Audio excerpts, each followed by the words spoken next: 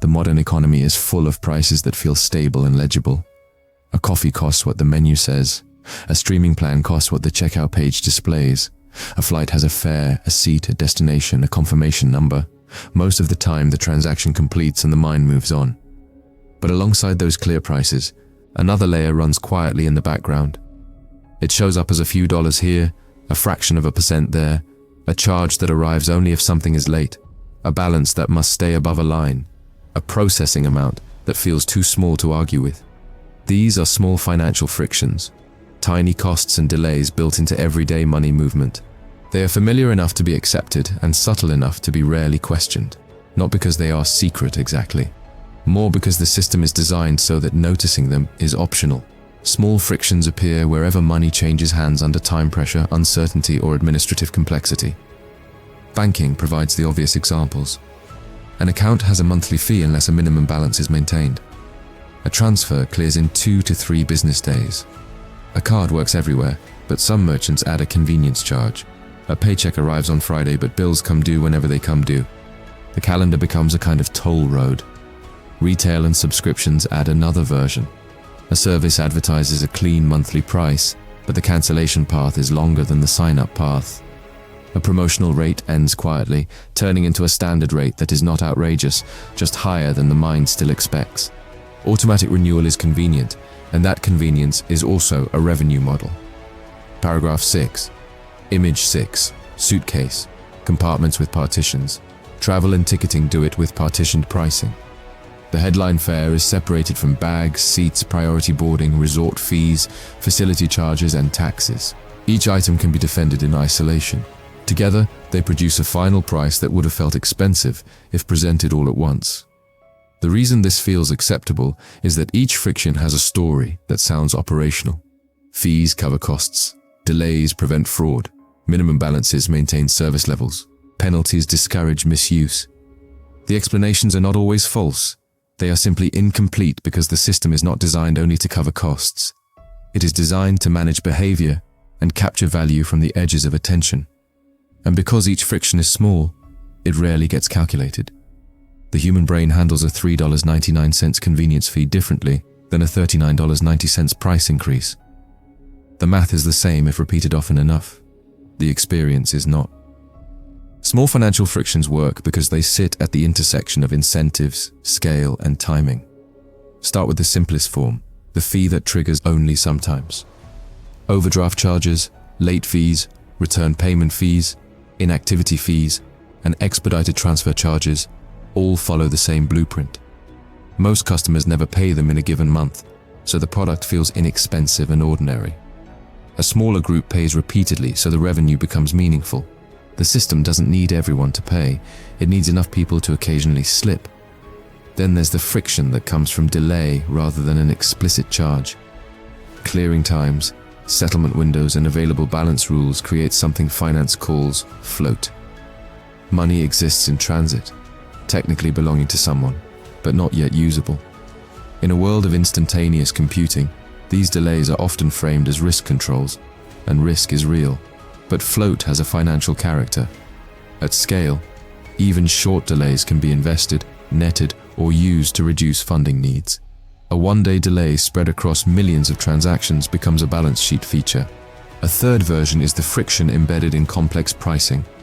Many consumer products are priced to look competitive on the most visible dimension, while profitability is recovered elsewhere.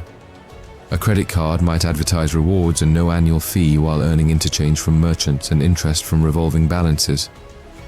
A bank account might advertise free checking while earning from overdrafts, out-of-network ATM fees, and the spread between what it pays depositors and what it earns in assets. An airline might advertise a low fare while charging for seat selection and bags. The visible price becomes a hook, and the less visible charges become the stabilizer. This design persists because it aligns with how competition works. When markets compare products on a single number, companies optimize that number. If the comparison metric is the monthly subscription price, then the base price stays low and the business leans on renewal inertia, add-ons, or tiering. If the comparison metric is the posted interest rate, then fees migrate into account maintenance rules and penalty schedules. The product becomes a kind of equation, One clean variable on the front end, many adjustable variables on the back end. The incentives extend beyond the company. Payment networks earn from transaction volume, so they support frictionless spending while distributing costs through merchant fees and bank arrangements. Intermediaries earn from routing and speed, so instant becomes a paid feature even when the underlying technology could move faster than policy permits. Regulators set guardrails, but rules often focus on disclosure rather than comprehension. A fee disclosed in a long table can be legal and still functionally invisible. The result is a system that monetizes three things: time, attention, and variance. Time through delays and settlement windows, attention through small add-ons and partitioned pricing, variance through penalties that trigger when life deviates from plan. The invisibility is not primarily about hiding information. It's about how the mind filters information. Small frictions take advantage of low salience. A $2.50 charge attached to a $120 purchase feels like background noise.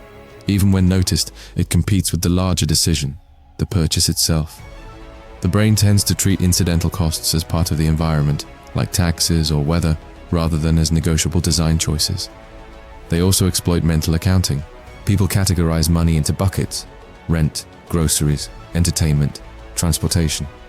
A friction that appears as service fee or processing doesn't fit neatly into buckets, so it becomes an orphan expense, or it gets absorbed into the category without changing behavior because the mind is tracking categories loosely rather than auditing line items precisely. Another factor is timing. Humans feel costs more sharply when they arrive at the same moment as the benefit. That's why free shipping is persuasive, even when the shipping cost has been baked into the price. Small financial frictions are often delayed, separated, or conditional. A late fee arrives after the original purchase is emotionally finished. Interest accrues quietly. A penalty triggers after a threshold is crossed. Separation makes the cost feel less like part of the decision and more like a consequence of events. Complexity also provides cover. Terms like APR, daily periodic rate, available balance, statement balance, and settlement sound technical because they are technical. The mind's response to technicality is often deference or avoidance. When choices involve dense policies, most people conserve cognitive effort and focus on the simplest signals: the headline price, the monthly payment, the promotional rate, the star rating. Finally, there's normalization through repetition. A convenience fee becomes part of the expected shape of buying tickets. A 2-day transfer becomes what money does. A minimum balance becomes a rule like gravity. Once a friction is common, it becomes less likely to be interpreted as design and more likely to be interpreted as reality. In other words, the system isn't invisible because it cannot be seen. It's invisible because seeing it requires sustained attention in places where attention is usually scarce. At the level of a single household, small financial frictions can look like minor annoyances. At the level of an economy, they become a distribution mechanism. Scale is the amplifier. A $1.50 fee applied to 10 million transactions is $15 million. A fraction of a percent difference in interest paid on deposits, multiplied across trillions, reshapes profit and power. A 2-day settlement lag, multiplied across constant commerce, becomes a permanent pool of in-transit value. The amounts are not small. They only appear small at the point of contact. Normalization follows scale because large systems create shared expectations. If every ticket comes with fees, the public learns to treat the listed price as a placeholder. If every bank has similar overdraft structures, the fees feel like a fact of banking rather than a business choice. If instant access to wages requires an app and a charge, speed starts to look like a premium product. Structurally, the benefits accrue to institutions positioned as gatekeepers: banks, platforms, payment networks, large merchants, and intermediaries who control routing, timing, or access. The system rewards the party that can impose rules at a distance with minimal negotiation per transaction. It also rewards the party that can spread fixed costs across massive volume, then convert small frictions into stable revenue streams. The burdens, meanwhile, concentrate where timing is tight and buffers are thin. Penalty-based frictions fall more often on people and businesses with less slack. Those living closer to due dates, relying on precise cash flow, or juggling multiple automatic payments. This is less about individual virtue than about arithmetic. When a system charges for deviations, the people with the least room for deviation pay the most. Small frictions also change what competition looks like. Instead of competing on total cost, firms compete on the most visible slice of cost and then differentiate by complexity. That can create an arms race of fine print, tiers, and conditional charges. Even when disclosure is perfect, the cognitive burden shifts to the consumer, and the system quietly assumes that most people won't do full reconciliation. Over time, the economy learns to run on these margins. Business models form around breakage, the industry term for value created when gift cards go unused, points expire, rebates go unclaimed, or trial periods lapse into paid plans. Breakage is not a side effect. It is often baked into forecasts. The system doesn't just tolerate inattention, it budgets for it. Small financial frictions are often described as nuisances, but they function more like architecture. They shape movement the way doorways shape traffic in a building. A narrow hallway slows people down. A small step changes how someone walks. A sign posted at the right height changes where eyes land. In finance, the architecture is made of thresholds, delays, defaults, and tiny charges. What makes this architecture distinctive is that it rarely announces itself as architecture. It presents itself as policy, as process, as the way things are done. And in many cases, it is tied to real constraints, fraud risk, operational costs, regulatory requirements, legacy systems. Still, the details of where friction is placed, when it triggers, how it's labeled, and how easy it is to avoid are not inevitable facts. They are design choices shaped by incentives. The design logic is consistent across industries because it fits the same equation. Keep the visible price attractive, move complexity into the background, and let small numbers compound through habit and scale. In a system built on constant transactions, the most reliable revenue often comes not from dramatic changes, but from quiet ones that don't interrupt the flow. So the everyday experience of money remains smooth. Cards tap, subscriptions renew, transfers clear, balances update. The friction is there, but it's distributed so finely that it blends into the texture of normal life.